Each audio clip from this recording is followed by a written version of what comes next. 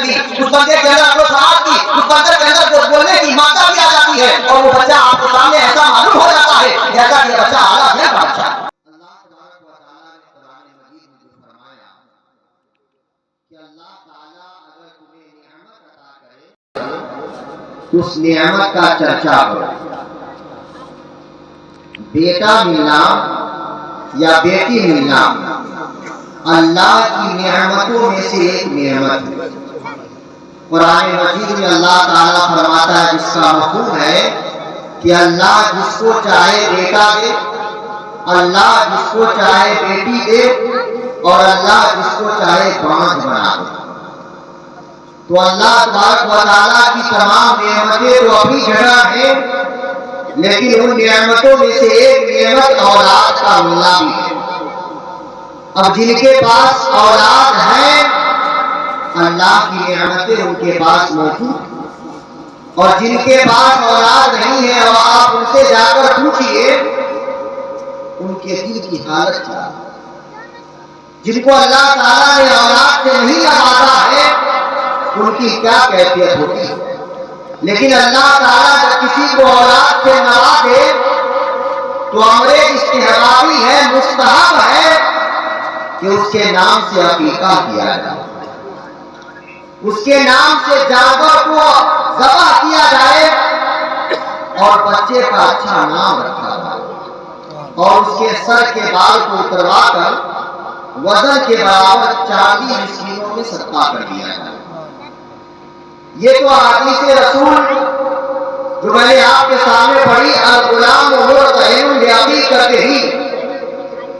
ہر بچہ اپنے عقیقہ کے ساتھ گروی ہے۔ حضور نے کیا فرمایا کہ ہر بچہ اپنے عقیقہ کے ساتھ گروی ہے۔ گروی کس چیز کو کہتے ہیں پہلے اس کو آپ سمجھ لیجیے۔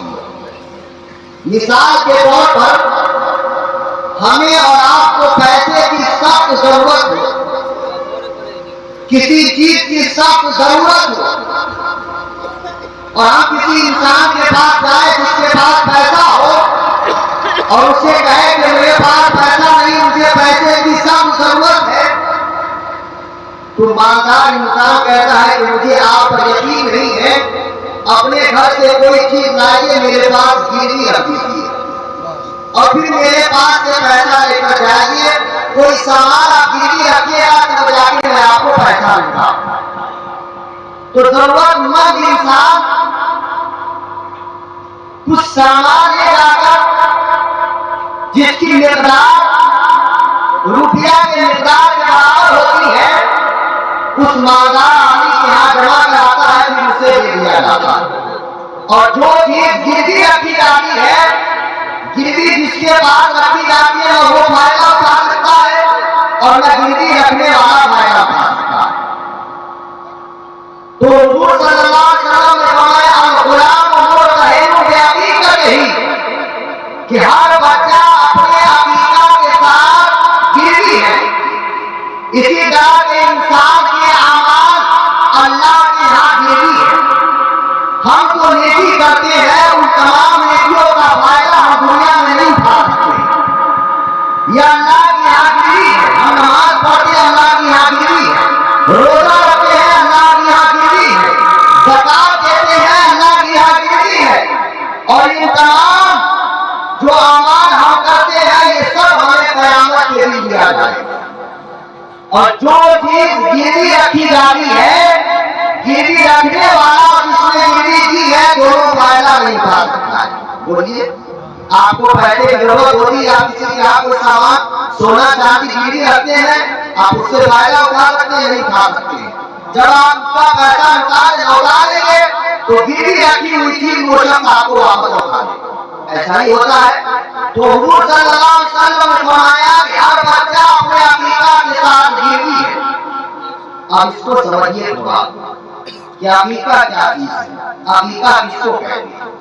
صاحب بہار شریعت اور مولا علی رحمۃ اللہ علیہ اس بات میں کہا کہ حضور نے جو فرمایا کہ ہر بچہ عقیقہ کے ساتھ گروی ہے، مطلب یہ کہ ایک بچہ پیدا ہوا، اس کے اندر بولنے کی صلاحیت ہے، اس کے اندر پڑھنے کی صلاحیت ہے، اس کے اندر سمجھنے کی صلاحیت ہے، لیکن وہ ساری صلاحیتیں اس وقت تک ظاہر نہیں ہوتی ہے جب تک کہ اس بچے کے نام سے عقیقہ نہ کر دیا جائے۔ ایک بچہ پیدا ہو، اس کے اندر بولنے کی صلاحیت ہے، سمجھنے کی صلاحیت ہے، ذہن اللہ تعالیٰ نے دیا ہے کہ وہ بچہ سب کچھ کر سکتا ہے، لیکن وہ چیز گروی ہے۔ کس کے ساتھ گروی ہے؟ عقیقے کے ساتھ گروی ہے۔ جیسے ہی آپ نے اس بچے کا عقیقہ کیا، ویسے ہی اس بچے کے اندر ذہن بھی، اس بندے کے اندر عقل و سماعت بھی، اس بندے کے اندر بولنے کی مادہ بھی آ جاتی ہے، اور وہ بچہ آپ کے سامنے ایسا معلوم ہو جاتا ہے جیسا کہ یہ بچہ اعلیٰ ذہن کا بچہ ہے۔ تو ایک وجہ یہ کہ ہمارے یہاں جو بچہ کل ذہن ہو جاتا ہے، ہمارے یہاں بچوں کے اندر جو عقلیں کم ہوتی ہے اور بھی اسباب ہو سکتے ہیں، لیکن ایک سبب یہ بھی ہے کہ حضور نے فرمایا کہ بچہ اپنے عقیقہ کے ساتھ گروی ہے، یعنی جب تک اس کا عقیقہ نہیں کیا جائے گا وہ چیزیں اس کے اندر ظاہر نہیں ہو سکتی، وہ صلاحیتیں اس پر ظاہر نہیں ہو سکتی ہے۔